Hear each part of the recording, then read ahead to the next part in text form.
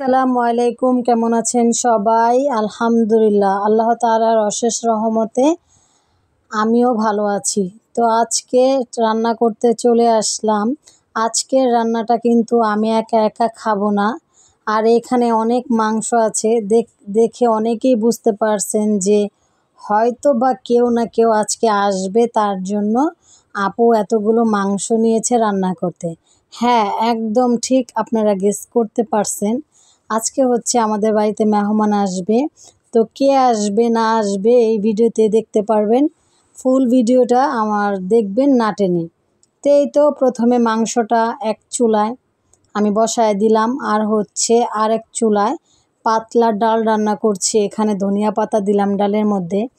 আর এই তো মাংস রান্না করার জন্য এইখানে আমি পেঁয়াজটাকে ভাজা ভাজা করে এখন এটার মধ্যে দারচিনি, এলাচি, তেজপাতা, তারপরে হচ্ছে আদা রসুন বাটা দিয়ে এখন এটাকে আমি ভালো করে কষাবো।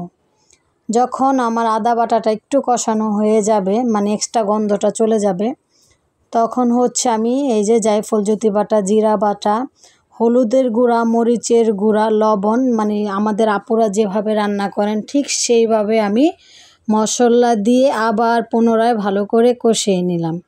যখন একদম চারিদিকে তেলের চিটচিটে ভাব উঠে যাবে তখন বুঝবো যে এই মশলাটা প্রায় কষানো হয়ে গেছে। তারপর হচ্ছে তো এক এক করে মাংসগুলো দিয়ে দিলাম। আর আমি মাংস রান্না করার সময় কিন্তু এক্সট্রা কোনো পানি দিই না, কারণ মাংস থেকে অনেকটা পানি ওঠে। ওই পানি দিয়েই কিন্তু মাংসটা প্রায় সিদ্ধ হয়ে যায়।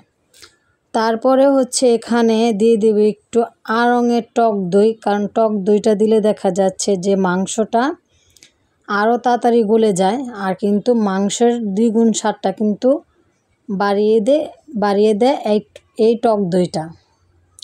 তো আজকে আমি অনেকবার তুতলিয়ে যাচ্ছি কারণ আমার মন খারাপ, তাই। তারপরে হচ্ছে এই তো অফ ক্যামেরায় ভালো করে মাংসটাকে কষিয়ে নিলাম। আর কষানোর পরে এখন হচ্ছে এটার মধ্যে 8-10 টুকরা আলু দিয়ে দিলাম, কারণ অনেকে আছে গরুর মাংসে আলু পছন্দ করে, তো আমিও পছন্দ করি, তাই আলু দিয়ে দিলাম। তারপরে হচ্ছে মাংসটা হয়ে গিয়েছে, এখন পানি দিয়ে আর একটু জাল দিয়ে তারপরে হচ্ছে আমি মাংসটাকে নামিয়ে নিব। আর এইখানে যারা আসবে তারা হচ্ছে ভর্তা লাভার, তাই তাদের জন্য অল্প একটু পরিমাণের শুটকি ভর্তা বানাইতেছি। তারপর হচ্ছে আলু করল্লা দিয়ে পাঙ্গাস মাছের মাথা এবং পেটি দিয়ে আমি হচ্ছে একটা তরকারি রান্না করলাম। তো এই তো রান্না বান্না শেষ করে আরও অনেক কাজ আছে, এগুলোকেও করতে হবে, ঘর গোছাইতে হবে, কারণ মেহমান আসবে বলে কথা। আর কারা আসবে এতক্ষণে আপনারা কমেন্ট করে জানান যে কারা আসবে। তো এই তো আমার রান্নাবান্না শেষ। এইখানে বড় এক পাতিল দিয়ে ভাত চড়াইলাম, তারপর আমার গরুর মাংস রান্না শেষ, ডাল রান্না শেষ, ভর্তা বানানো শেষ, তরকারি রান্না শেষ, ডিমের দোপাজি করেছি অফ ক্যামেরায়, সেটাও শেষ। এখন হচ্ছে আমি সুন্দর করে ঘরটাকে ক্লিন করলাম, ক্লিন করে আপনাদের সাথে এক ঝলক শেয়ার করলাম শুধু আমার মেয়ের ঘরটা, আমাদের ঘরটা কিন্তু করিনি। এই তো দেখেন আমাদের মেহমান এসে পড়ছে। দাঁতটা দেখা দাও, দাঁতটা দেখা দাও, তো দেখাও, দাঁত দেখাও। এই যে হাই দাও সিনহা, সোহা হাই দাও, আমাদের মেহমান সোহাম। আমার 1000 সাবস্ক্রাইবার হয়ে গেলে আমি। তো এই তো আমাদের মেহমান কিন্তু দেখতে পেলেন, এটা হচ্ছে আমার বড় বোন, আর বোরখা পরা বাচ্চা কোলে ওটা হচ্ছে আমার ছোট বোন।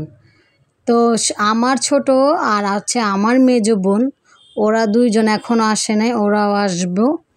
তো এই তো খাওয়া দাওয়া করলো, তারপরে এখন হচ্ছে বিকাল টাইম, তাদের জন্য পেঁয়াজু আর কোক দিয়েছিলাম।